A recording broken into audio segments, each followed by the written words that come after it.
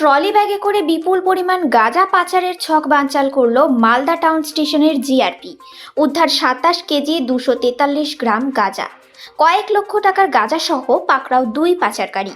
GRP সূত্রে জানা গেছে, ধৃত দুজনের মধ্যে একজনের নাম ঝন্টু সরকার, বয়স 35 বছর, বাড়ি মুর্শিদাবাদ জেলার সাগরপাড়া থানার নরসিংহপুর গ্রামে, এবং অপরজনের নাম গোবিন্দ উপাধ্যায়, বয়স 33 বছর, বাড়ি দিল্লির বাদারপুর থানার ফিটু রোড এলাকায়।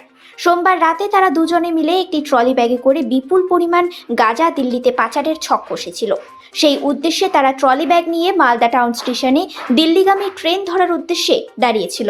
গোপন সূত্র মারফত এই খবর পেয়ে মালদা টাউন স্টেশনের জিআরপি তাদের পাকড়াও করে।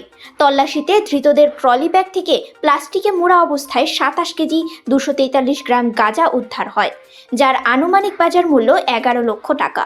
তাই মঙ্গলবার জিআরপির পক্ষ থেকে ধৃত দুজনকেই পেশ করা হয় মালদা জেলা আদালতে। Bureau report, news সমবার্তা।